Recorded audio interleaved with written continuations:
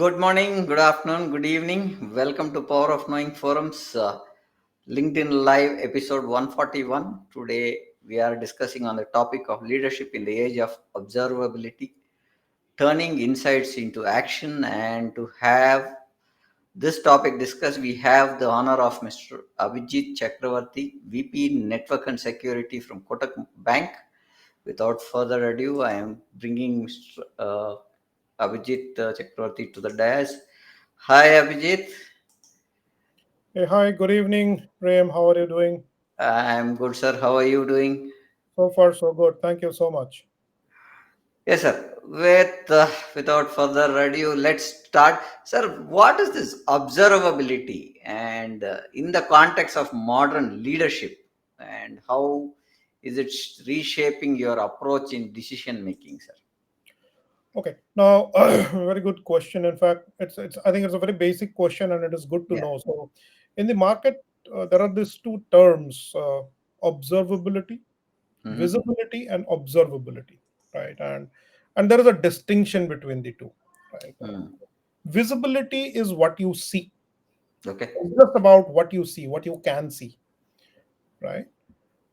Observability, as the literary meaning goes, is what do you observe from what you see.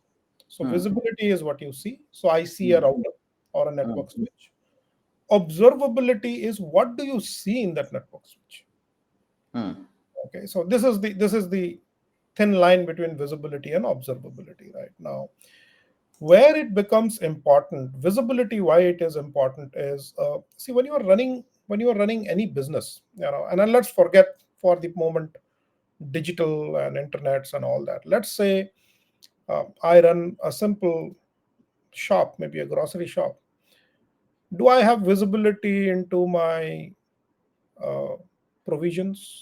Do I know what capacity I have? Do I have visibility into accounts? No, this is Okay. this is the basic of that business, right? Mm. Similarly, when you're running a IT infrastructure, and more so now in the interconnected and digital world, it is very important to know what is it that you have in your infrastructure. So that is Yeah. visibility right now. Point number two is, how does this make a difference in decision making, right? Very, very Mm. important. So Mm. visibility. Okay, now let's say, for an example, let's say we've got about 1,000 odd Windows servers. Okay, now maybe the build of all Windows servers are not the same, because different Yeah. applications are running on that Windows servers, and hence you have different builds running on different Windows servers, right? Mm. Operating system builds also may be a bit different right now. Now, suppose if there is a vulnerability that is to be kind of, that you have been informed, or you've come to know that there is a vulnerability in Windows. How do you go and check it across those 1,000 Windows servers? Mm. How many of them are impacted? How many Okay. of them are not impacted? Now, this is visibility. Mm. Because, see, if you do not have visibility, you will immediately react saying that, oh, let's go ahead and patch. But patch which servers? All 1,000 may not be Yeah, required. that is not possible. It's so. So this is where, if you have good visibility, uh, the output or that outcome of that visibility will give you intelligent actionable. I think that is very, very important. You need to have actionable, and you Mm. need to have intelligent actionable, right? So this is where visibility is important in, and it helps in decision making as to what is to be done, because everyone today, every business has limited resources. Yeah. When I say resources, in terms of tools, in terms of manpower. Now, how do you maximize the output? And the game is very simple, Prem. The game is to operate with minimum risk. I'm saying Mm. minimum risks. Yeah. To how do you reach to that minimum risk? By prioritizing your actions, and ensuring that only low criticality risks are left. That Mm. too with visibility, informed decision. Not luck by luck. It's Yeah. informed decisions. So that's important.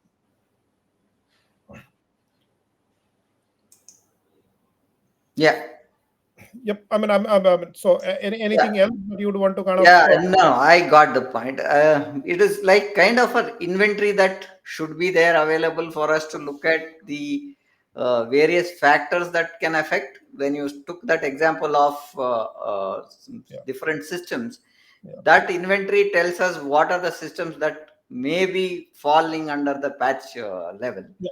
Say Or, I'll give you another example, and this is okay, a real life example. Now, say for example, there is a CVE released for an SSH. yeah, okay, Some vulnerability in SSH. hmm, Now it is a critical. It is yeah, defined as critical by the OEM. Okay. Now, should I, as a business operations or as an IT operations, treat this with equal criticality? The answer is yes. But how do I react?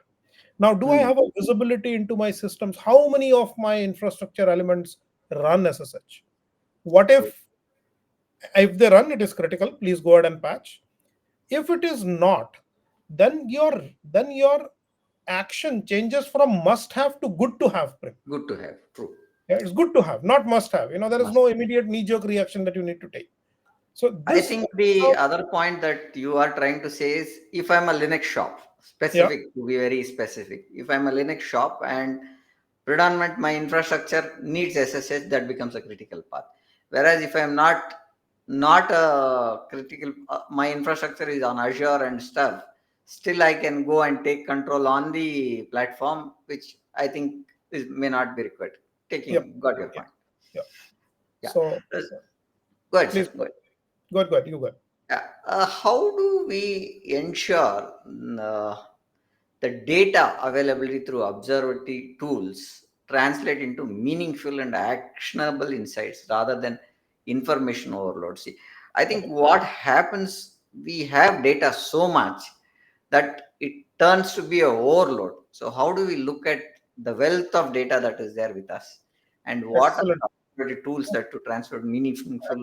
Excellent questions. Excellent questions. See, I think I think so. We have already spoken about visibility and observability and the importance to have that right now. Hmm, What will that result into? It will result into a lot of alerts and inputs and hmm, information, as you rightly said.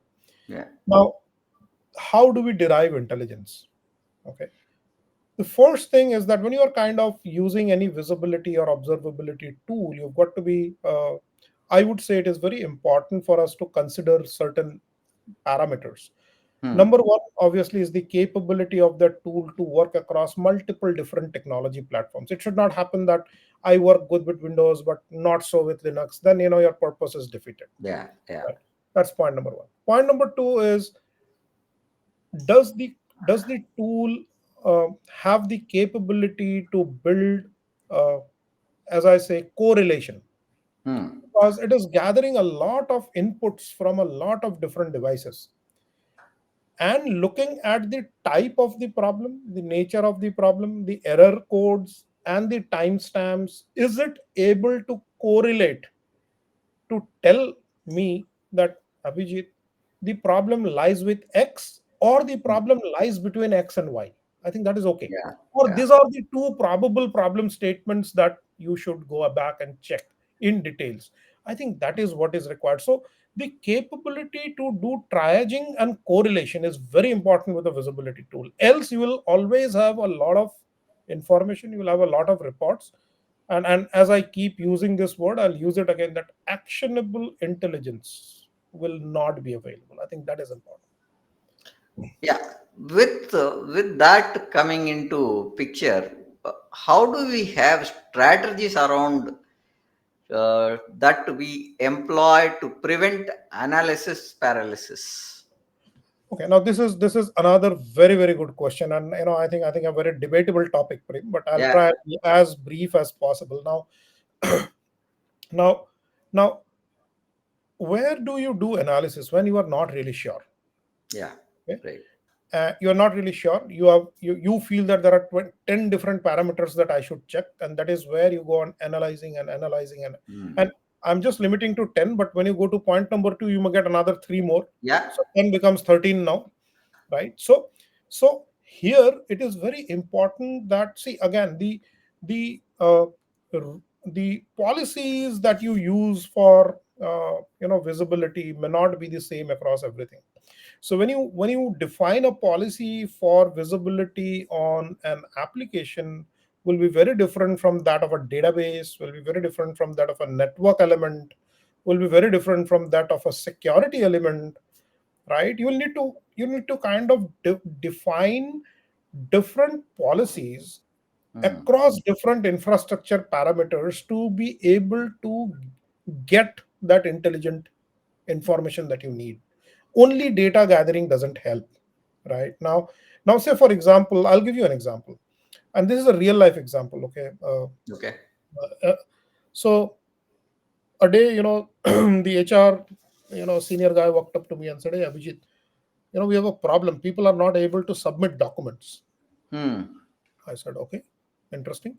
So when you say people not able to submit documents, where are these people? In the network, outside the network, Absolutely. office network. Okay. He says outside the office network. I said, okay, so who are these people? Hmm. Fixed set of people, different set of people. No, Hmm. different set of people, because we take interviews, and post the interviews, we need them to submit documents, and those documents are not coming. I said, okay. Hmm. All of them not coming, some of them not coming. What is it? Okay. He Okay. said, no, no, it is very intermittent. Some gets through and some doesn't. I said, excellent. Okay. Do we have a view into what gets across and what doesn't get across? No, he's Yeah. saying, no, Abhijit, I haven't really kind of, but I get your question. I said, what type of documents come? I mean, what's the format of the documents? Word, Excel, JPEG, PDF, Hmm. what? Hmm. He said, mostly Word and PDF. I said, okay, fair. I said, okay, I mean, since candidates have submitted documents, you would have information on a candidate whose documents went through, all the documents went through, Yeah. and a few candidates whose documents, some of it went through, some of it didn't went Good. through. Hmm. Okay, so what is it? So he said, yeah, I have. I said, fair enough, send me that data. So then, post that. And since this was a document which was coming from outside, Prem, see, look at the visibility. The visibility, you've got to also understand your segments of your infrastructure. It is Hmm. coming from outside. So anything that is happening or not happening is into the perimeter security. Correct. What you have in your perimeter security, you have SSL, you have WAF, you have IDS, IPS, and then end of the day, you have a firewall and load Hmm. balance. Hmm. So Hmm. looking at the behavior, this is an application related behavior, a particular type of files not getting into. You're not getting synced. Who understands application in this whole perimeter? It is the WAF, Hmm.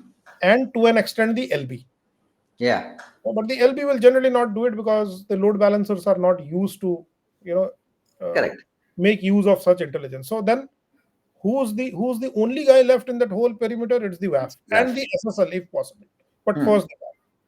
So we went to the WAF and started hunting for logs, Okay. and we saw, yes, the WAF was blocking PDF files. Uh-huh. This is information.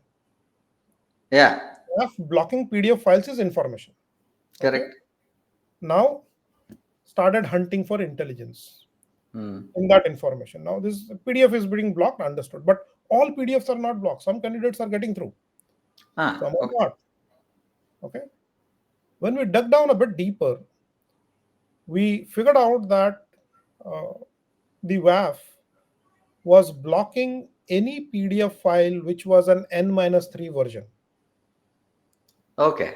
The Okay. versioning. Yeah. So if the if the Adobe Acrobat version 13 is running, till the time you are 13, 12, 11, you are getting through. But if you're 10, you are blocked. Yeah. Why? Because the WAF treats it as a malicious file.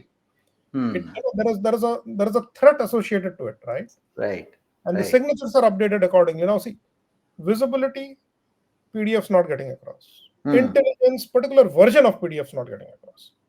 Now, so if you kind of fine tune your visibility requirements and what actionable you want it to report, right?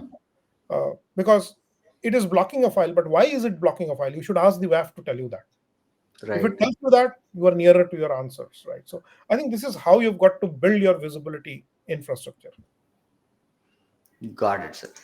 Now, coming back again to look at some challenging scenarios where observability was critical in navigating through crisis, or any lessons from that we can talk about, Oh yes, Abhijit? oh yes, sure. There are different tools when you do observability across applications, databases, networks, and all. And I'll limit myself to the networks piece of it. So Hmm. there is this there is this technology called NPM, Network Performance Monitoring. Right? There are different Monitoring. tools. Yeah. Yeah? There are different tools to it. Now, how Hmm. is an NPM different from a regular visibility tool? Because NPM really gets into packets. It kind Yeah. of gets into deep into headers and understands each of the packet headers, right? And then comes back and tells you as to what is the problem right now. uh, Lives, there was a live issue, this is again another real time issue I'm telling you, Prem. I work for a bank, so Hmm.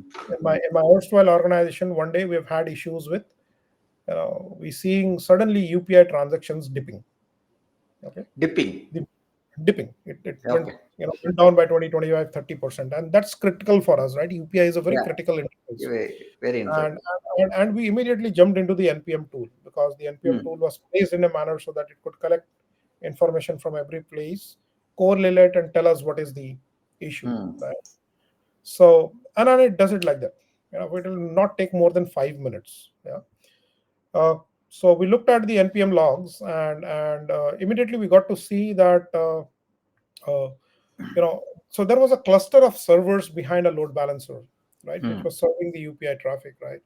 And and since this works on the network layer, it kind of gives you all TCP level, IP level logs, and etc., right? And we saw that one particular server was kind of behaving pretty odd Hmm. as far as the TCP logs are concerned, right? And we immediately caught hold of the server team, got them to investigate, and they were I mean, they were not really able to do that intrusive testing at that point in time. Hmm. But see, this is that question you asked me, Prem, about paralysis of analysis, right? So, Yeah. but we were dead sure on our NPM tool, because it monitors the packet behavior, every header packet behavior. We Hmm. looked at the TTL values of other servers versus this servers, and we definitely saw an anomaly, right?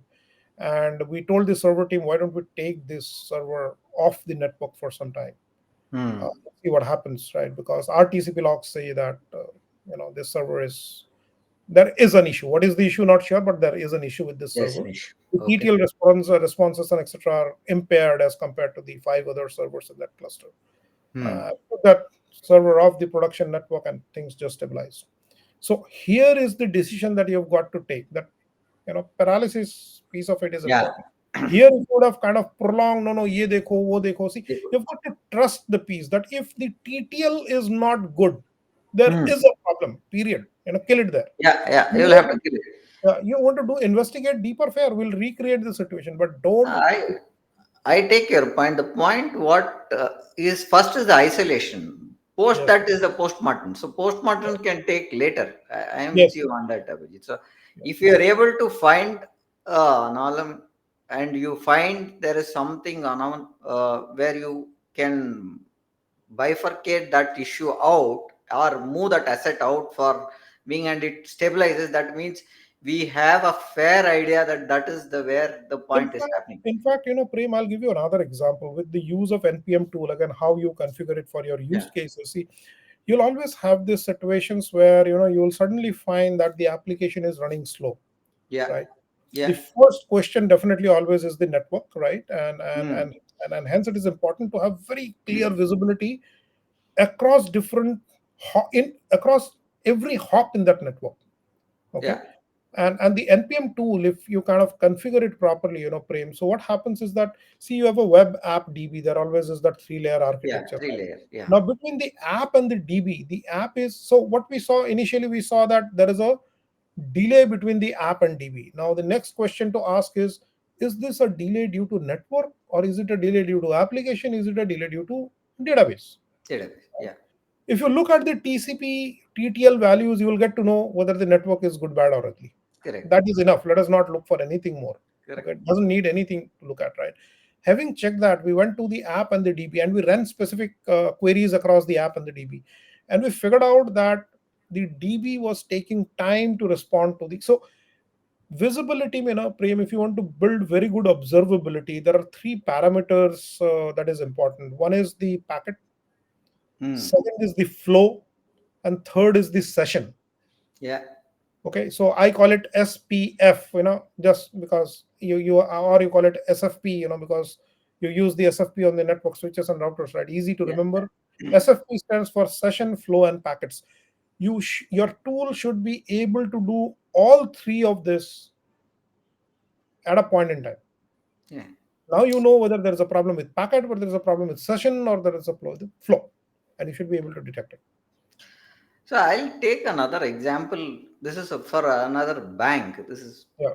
little old story, but I was part of that bank for deploying high-end storage, Mhm. and we had a pretty large data flowing in, but the transactions commit was very long, as you rightly said. Hmm.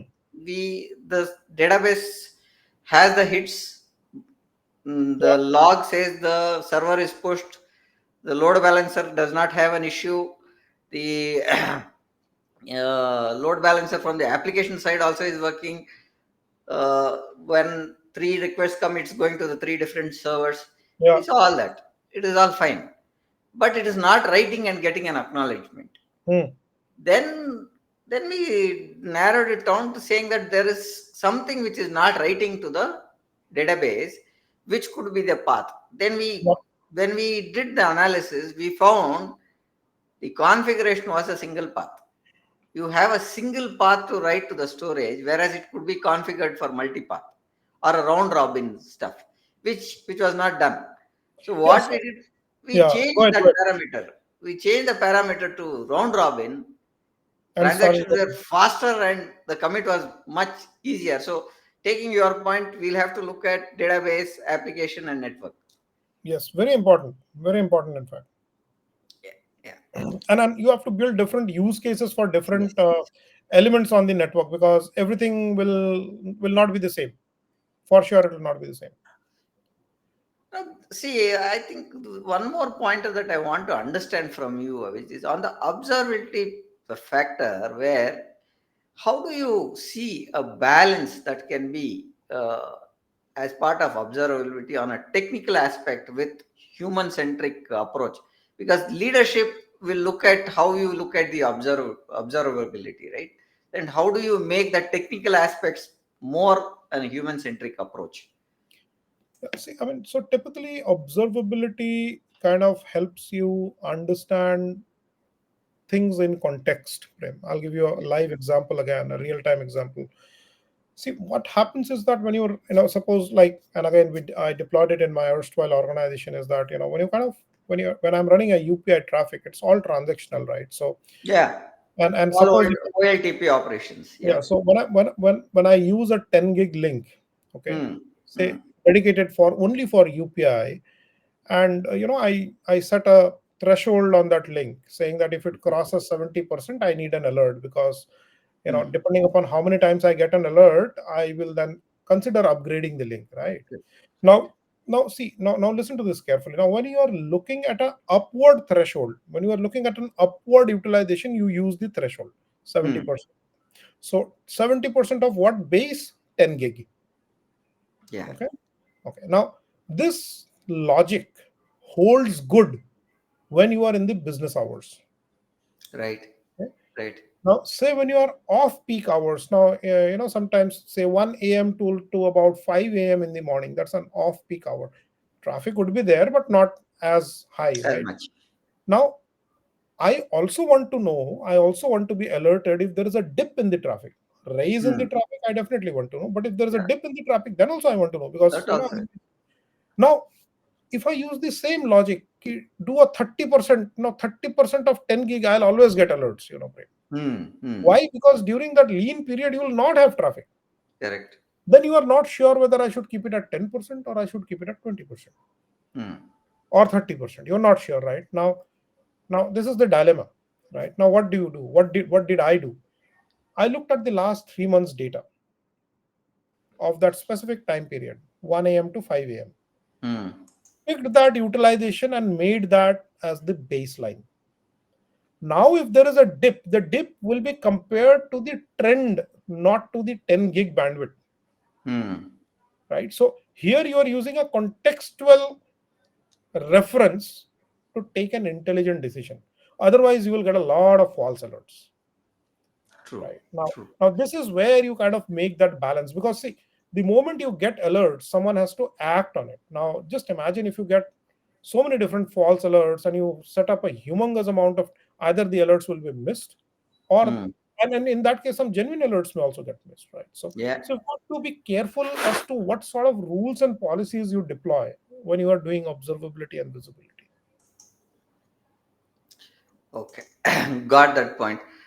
So again, I'm looking at how do we look at data-driven decisions Hmm. and consider an empathetic and considerable for the team's needs. So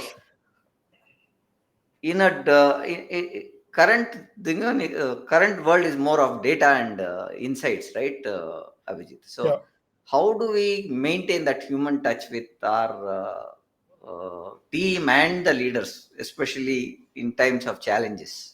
absolutely. See, you've got to have deep insights into data, be able to correlate data. See, I'll give you an example. Like, say, for example, uh, you have I'll give you a live example again. Hmm. Happened. Okay, we suddenly saw a huge bandwidth choke on our AWS interconnects. Okay, and we were a Hmm. bit surprised, saying that, "Kya ho gaya?" We had got enough capacity, and suddenly what happened? We Okay. were seeing bandwidth utilization. So we said, okay, something might have happened, but let us put this under diligent monitoring for the next 2 3 days and see and try and compare some times and etc and all. Hmm. Hmm. And we started to see some patterns Okay. of that choke, of that Hmm. utilization Hmm. going high, right? Hmm. Now once we saw that, then we wanted to check what's happening, who is causing this traffic. Yeah. Traffic is there, understood, but who is causing this traffic? We saw database traffic. I said, excellent. Hmm. What is the data now? Is it a traffic that is going from my data center to AWS, or AWS to my data center? Okay. It can be either, or Either. it Yeah. can be both. And we Possible. saw traffic coming from AWS to my data center. Now that's another observation, right? Then we saw, okay, Hmm. Hmm. database traffic coming from AWS to my data center. Interesting. Let's deep dive a bit more. When we dug into a bit more of it, we saw these were log files, Hmm.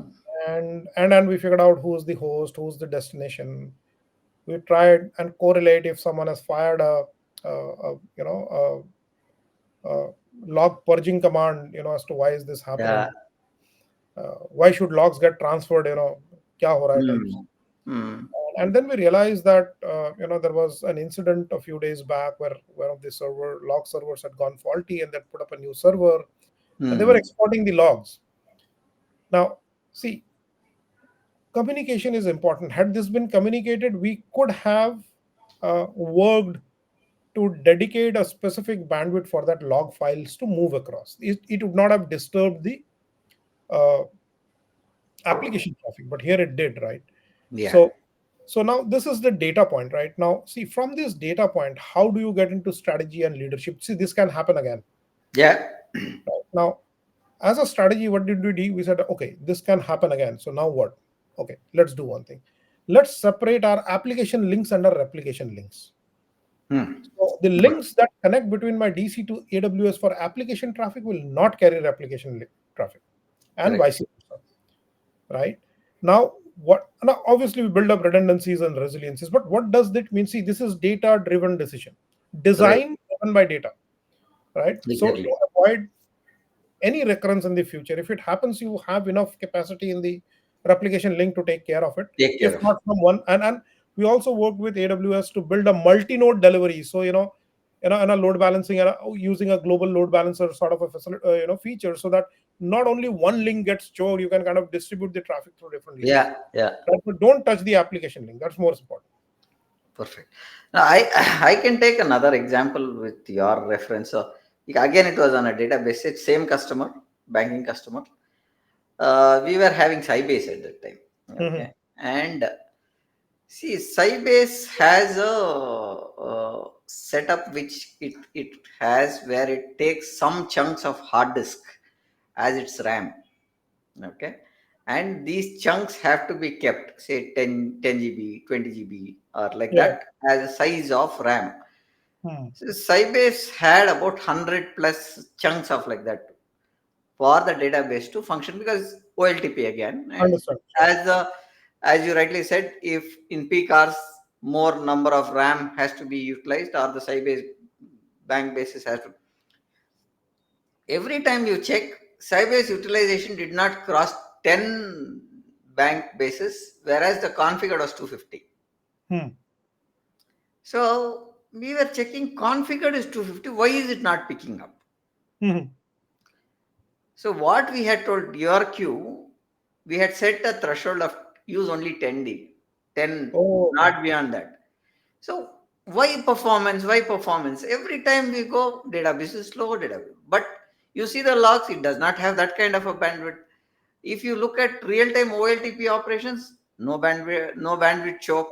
Understand. Then when we went and changed that to 10 to 30, no, it's a fraction of seconds, all the commits were happening, response was fast, everything was checked. So taking a queue there, I recall one Mr. I don't want to name full name is he was called Rags.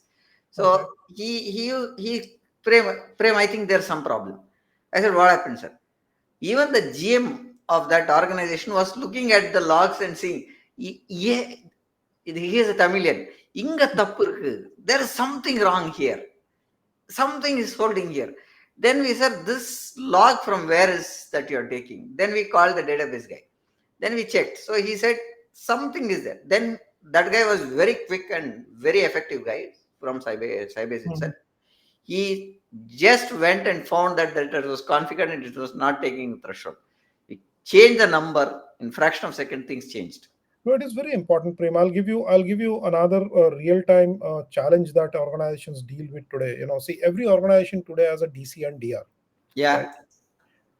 If you do not have good visibility, how confident are you that when you do a failover, your DR will take over? Hmm. Do you have resources? Do you have homogeneous configurations? Do you have Yeah. the same capacity available? Are they in a healthy state? Now, suppose in a situation where your DC is to face a problem and you switch an application to DR, Hmm. it will not work, and then you'll figure out, oh, some issue with RAID 5, and so visibility is important, right? So what if it is DR, right? Visibility is important. So typically, visibility, right, or monitoring, it's very important that you have visibility to, I mean, assets, hardware, software, etc. Inventory is okay, but in terms of see, what is important today is service. I don't really care as to if your hardware is good, bad, or ugly. I need a Yeah. service, Yeah. right? So, and when you kind of attempt or approach with that thought process, there are three things that are important. One is the health Hmm. of that particular element or infra. It's the health. Second is the performance, and third is services. I'll give you a very easy example. We are all familiar with mail servers, right? Yeah. Health, server, CPU, memory, disk, etc. Everything is okay, fine. Performance, all your utilizations, etc., and it's live on the network. It's Hmm. pinging back, and everything all good. So performance is good. What if the SMTP relay services are down? True. Your mails is not going to work, right? Yeah. That's important for visibility, service level visibility. So doing only health and performance, I think, is was good in the past, but today you need to have visibility into services, different sort of application services. Today you have a lot of APIs running. What is your visibility? Yeah. APIs. Today you have a lot of third party interconnects that you run. What is the visibility that you have there? Good, bad, ugly, but you should have it. you know Now. Regulatory compliances, all that across. I mean, visibility is not related only to infrastructure, cuts across. Now the situation is, how do we look from point A to point Z? That's the pointer that we should look at in the current infrastructure.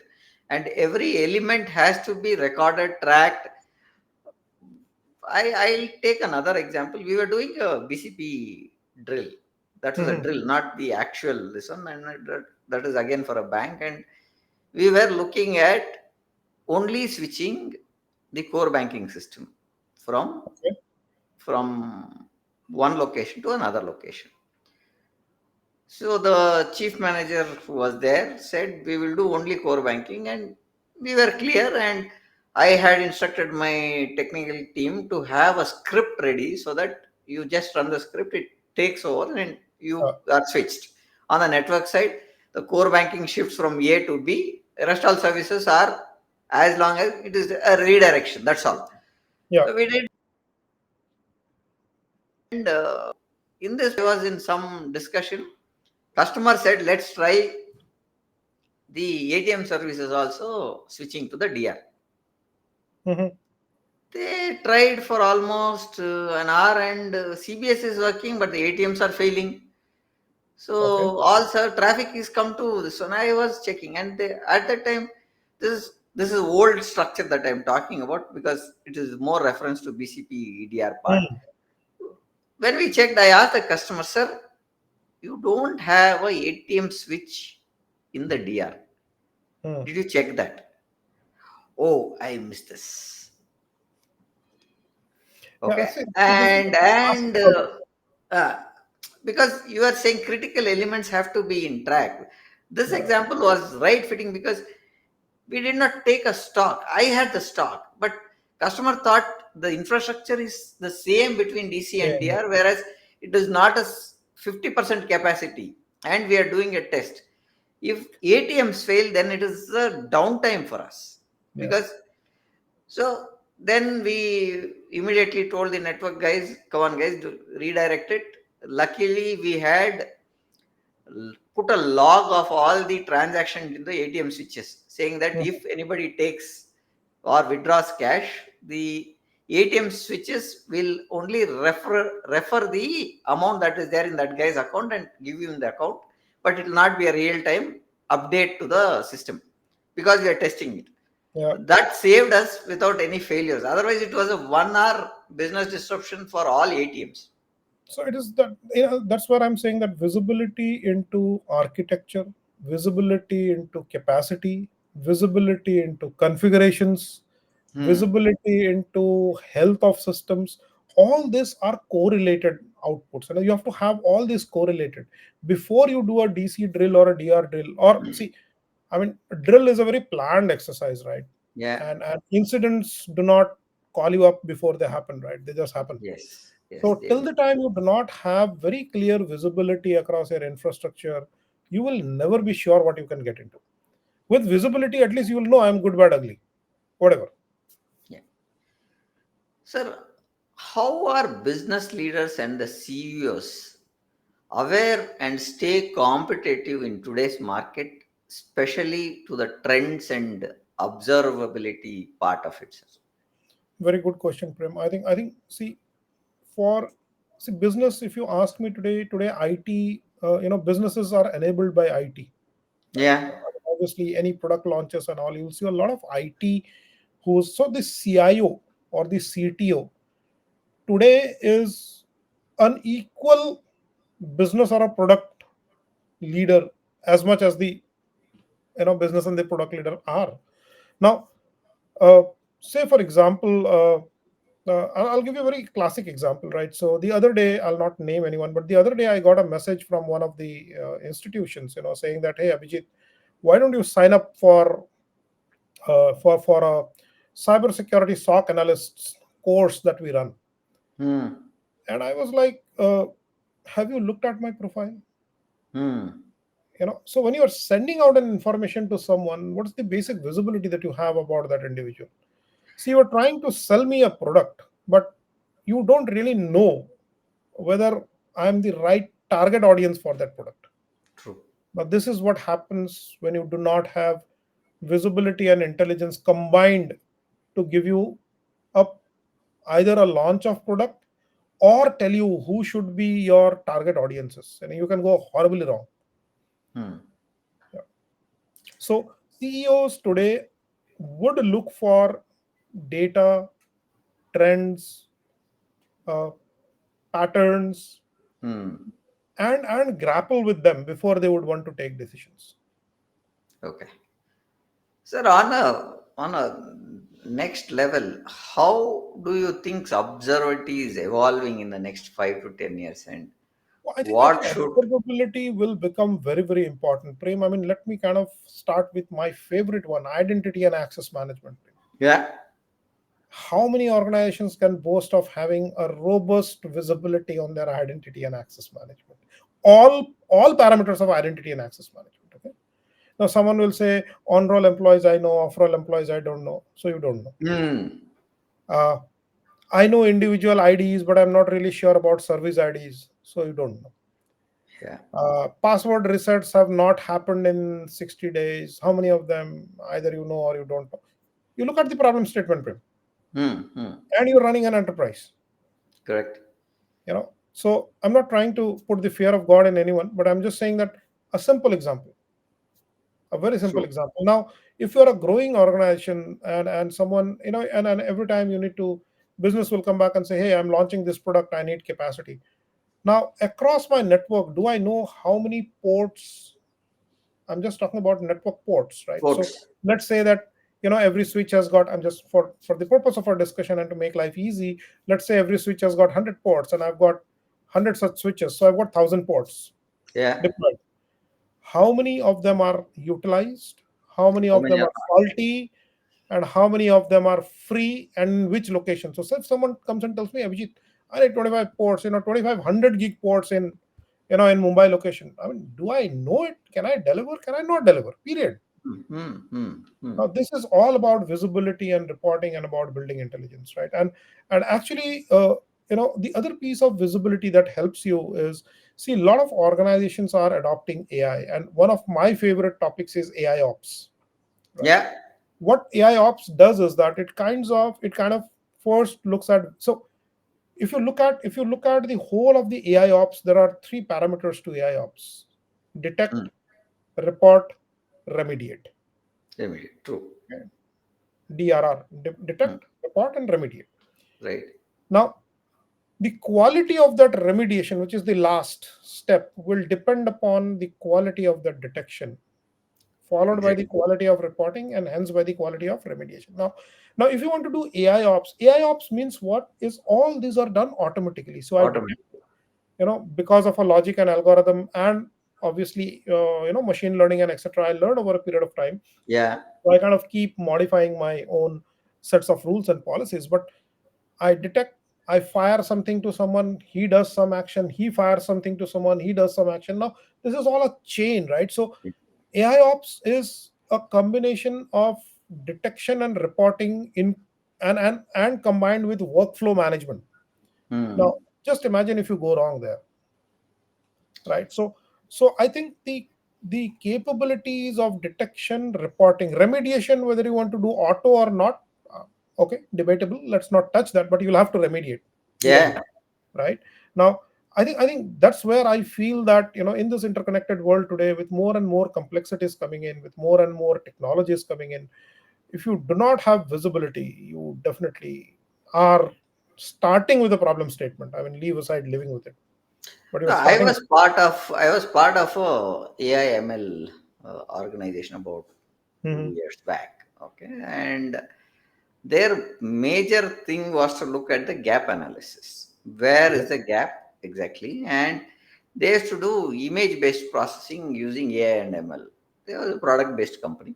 yeah, Okay, yeah. and they used to give us or give the customer in data in such a way that if a claim process is being taken, they used to do business process optimization, Okay. and they used to look at where just taking a claim as an example, they would look at how the claim is started, how the engineers do, and how is the process going in, who's calling whom how many times, and Yes. why is that required, Correct. right? So that's the kind of uh, data that they used to run, and they used to give us a report which was a graphical representation, and it used to say they've called the approval for 10 times and so many claims are called by this one which is not automated.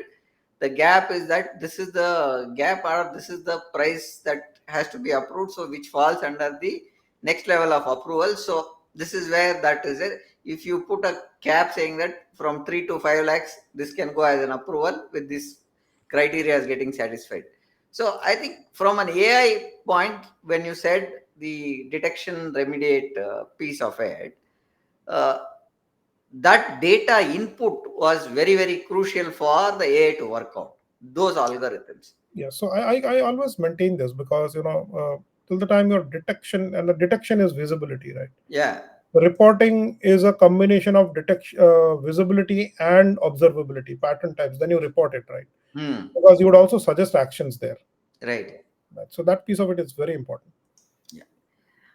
Now, coming into the what personal learnings or growth has have you been experienced through leveraging observability in your leadership journey?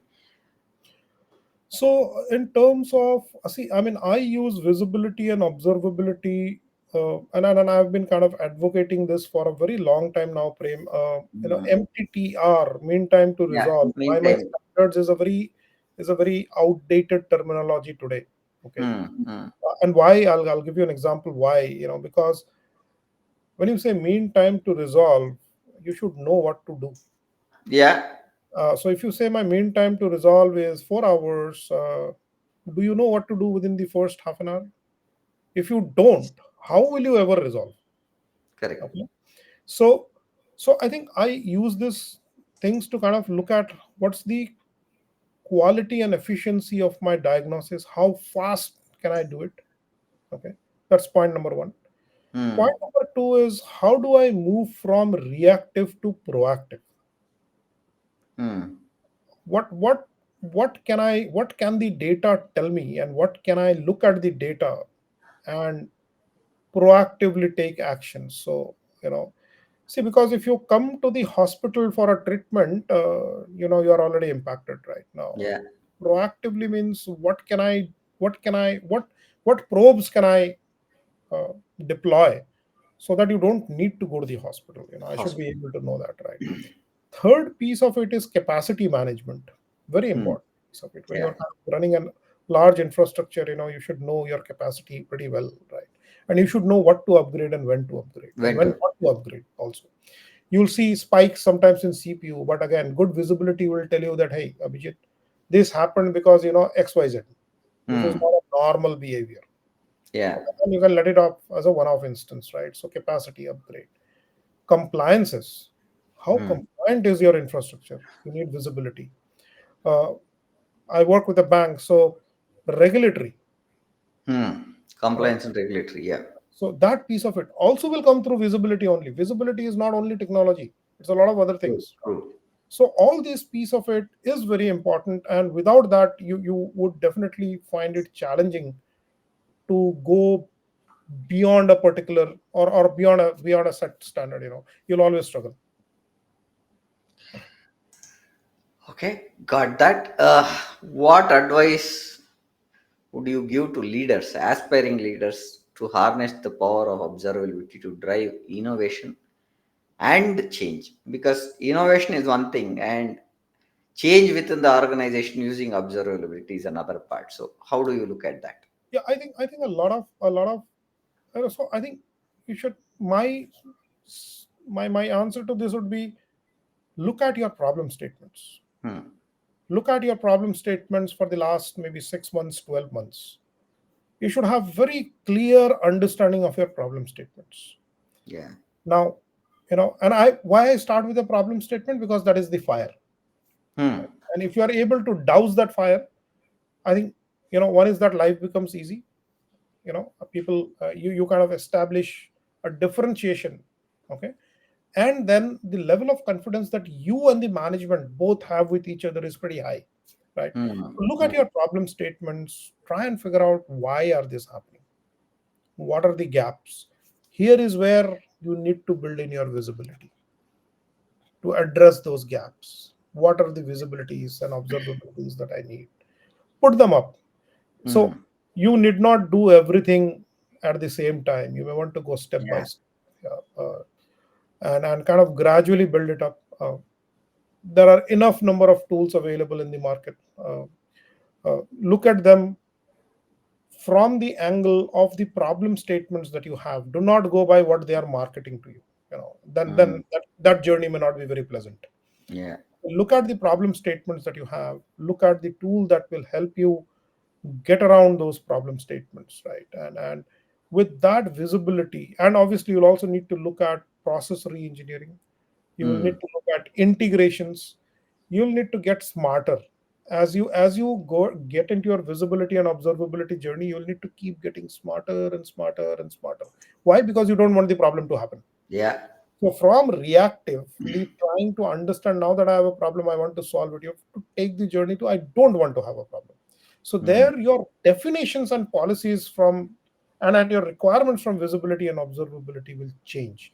Just imagine a case, and I'm not telling this out of a book frame, but say for example, if I want to upgrade a link, why should I even look at reports? I build a dashboard which says that I put a policy that in a week during business hours, if my link utilization goes more than 70%, 70%. obviously I keep a log of it. And if it has happened continuously over the last 3 weeks, send an email with the automated dashboard report straight to the procurement. Yeah. No, why should I get into it doing what? Nothing. Yeah. And there is enough business justification available, right? So I think True. those pieces of it are important. Abhijit, one question out of the this one topic that we still we are considering the 70% threshold only on the links, or is that made a better part? Because I when I used to do projects implementation for banks, the threshold was 70% only. And today I So hear from you we are still on the 70% threshold, or how is no, it? it is not like that. So see the core or the backbone links, the network Hmm. core or the backbone network links, they are kept at, and it depending upon the risk appetite of the bank, but banks do keep it anything between 40 to 55%. The core links. Okay. Okay. The Hmm. branch links, depending upon the size of the branches, can be at 70%. But if these are contact centers, if these are your service centers, if these are your back offices, you may want to shift that to 50% Yeah. again, because you don't Got it. want to get jacked in a. And again, if it is a forex branch, if that's a branch which is dealing with foreign exchange, you got to be Hmm. aggressive, got to put it at. So what used to also happen, Prem, is erstwhile the monitoring tools and all, they used to have a global configuration. So 70%, those, every link 70%. Yeah. It is not like It- that today. It's Every not like link that, right? today, today for each and every parameter or element, you can define different policies and different strategies. That's the point I was driving to, because this whole generalized configuration for any Doesn't link is work. 70%. Doesn't work. It Does doesn't not work. work, right? That's where I wanted to get little clarity, because now that we are on cloud and other stuff, there is a lot of bandwidth concerns. See, now Yes. I will take another example is when we talk about bandwidth. I had an Azure infrastructure which we used to see bandwidth charges being exorbitantly charged for us, right? Yep. And we You were you you wondering, tell me, our data, but if you I'll, pull, is about 2 GB per day, not I'll more tell you. than that. I'll tell But you, Prem.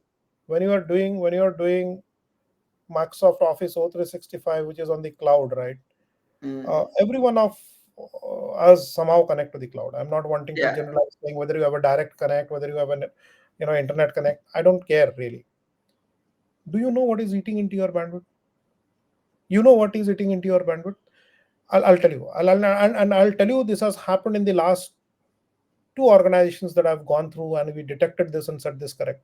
mm, Uh, See, the IT policy says that you should take a backup of your data regularly. mm, The backup of the data has to go to OneDrive. correct, Every damn joker in the end user community, you and me also are pumping data to OneDrive. अरे उतना exactly. bandwidth नहीं है, right? So what you've got to do is that you've got to look at incremental backup, not batch backups happening every That day from backup. every element. That's one.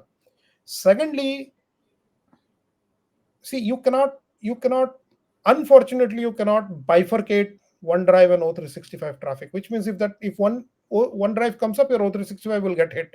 Okay. Yeah, You yeah, cannot control that. Now what you can control is duration of time when you kind of let that backup happen. So we tuned it to 5 to 7 p.m.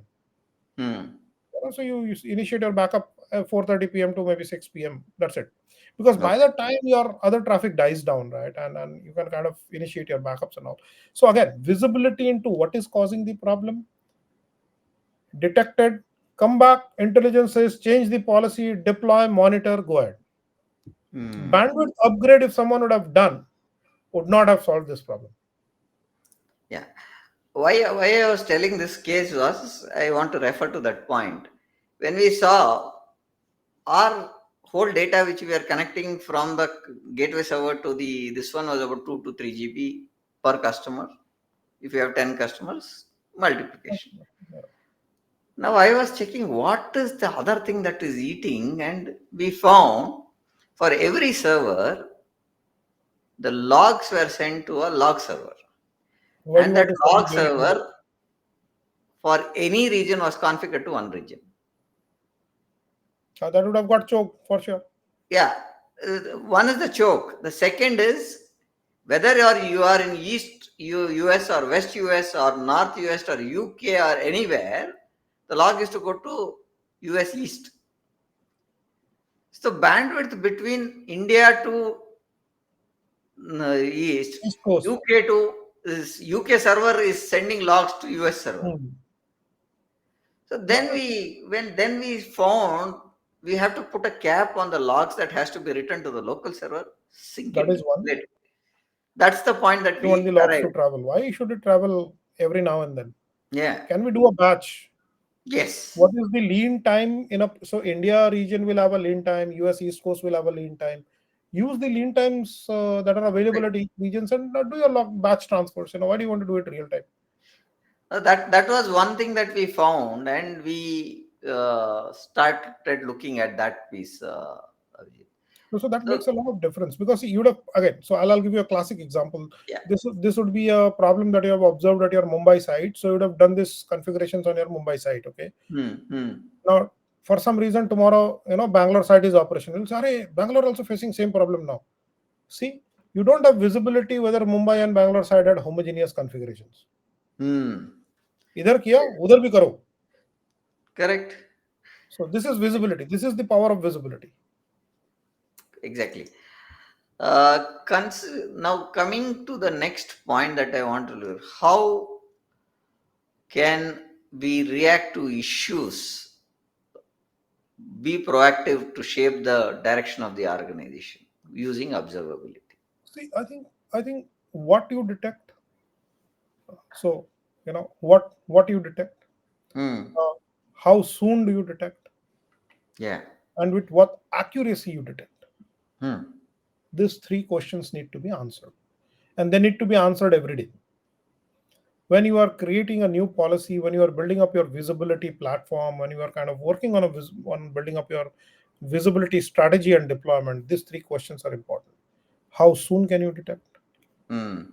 So what do you detect? How soon can you detect? And with what accuracy can you detect? Right. So Okay. I think this is a chicken and egg story, Prem. I Yeah. don't think I'll be able to conclude it, but I think these three questions you will need to look every time there is an incident. Hmm. Every time that you have an incident, you need to ask these three questions and check what failed. Yeah. Correct it. Here is where after correct 10 times correcting is where you will start, it'll start telling you, you'll start getting that feeling, oh, if I Yeah. do two additional steps is where I can become proactive now. Hmm. I'll Hmm. not be reactive. But every time you have this incident, these three questions you should ask. Has to be asked. Yes, and it has to be answered. Yes. Very insightful there. Looking at the vast data that we get, okay, how do we prioritize and look at that insights with observability? So again, And go ahead. what kind of processes and filters do we use to eliminate the noise of actionable insights? Important question again. See, you'll need to understand uh, impacts and risks. Hmm. So, from a banking parlance, Prem, uh, just a minute, I'll take a call. Just a minute. Yeah.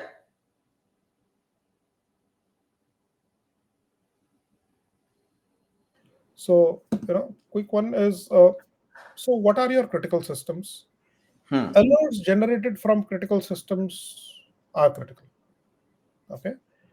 what are the applications which has the highest impact on business? Say for a banking, my credit card system, my UPI system, my debit card system, my mobile banking, and my internet banking.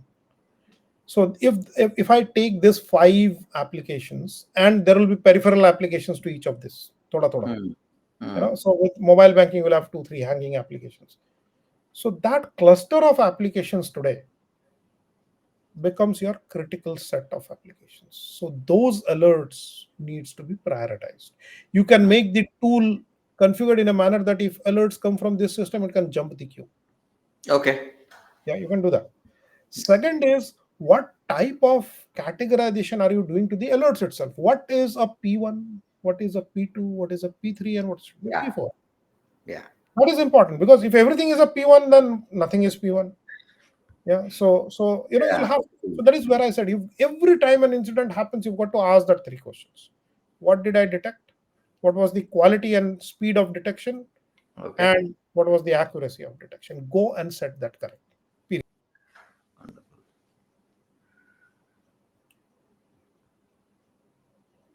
If you have repeat problems, suppose there is a server on which every time the memory utilization is shooting. Hmm. The tools today allow you to define a problem ticket, not an incident ticket anymore now, Prem. Hmm. Three times incident ticket allowed. Okay. Fourth time, the tool sees it is that same host giving me the same error code. Observability tells me that this has happened three times already. Hmm. This is the fourth incident. It becomes a known thing. See, then does not generate a P1, P2, P3, P4. These are all Ah, incident tickets. Then it okay. straight away generates a problem ticket, and that problem ticket goes to the problem manager, L4, straight away, an Straight SME. away. It doesn't go Hmm. to an L1, L2, because they will not be able to do anything with it. So Yeah. you've got to design your detection capability, your impact and risk, and your resource planning accordingly. This all three has to be looked at. I mean, you can't leave Hmm. on the side. Okay, great insights, Abhijit. On the hour, we are on top of the hour, and we are overshooted by 2 minutes with the kind of discussion that we were taking up. Any final things that you would like to add to the topic that we are talking today, Abhijit? Nothing much, but I would leave with saying that visibility and observability has to cut across technology stacks in the infrastructure, including hardware and software. Hmm. It is not only to do with hardware. A lot of people think that it is the case. Yeah, It is not the case. And visibility and observability across health, performance, and services. wonderful, sir. With that, we would like to conclude our show for the day. It was a great session that we had, Abhijit. Thank you for being here. Thank Our you for next blessing me, Prem. I think I enjoyed the discussions thoroughly. And if there are any questions that come across either to you or to the platform, do pass that on to me. I'll be happy to respond. Yeah, I was about to have that piece told there. You can reach Abhijit on a scrolling link that is going down here and ask your questions. Plus, you can look at commenting the question onto the platform that we are with on LinkedIn. This event, you can put your questions there. We will look at those questions and we'll answer to the best of our this one, and based on Abhijit's availability we'll get back to you on that. With this, I think Abhijit, thank you. It was a great show that we had. Hope this session has been helpful for the team or the audience that are there looking at this session. We have been streaming this live directly to YouTube and Facebook for a later view. And with this, we were looking forward to see you again.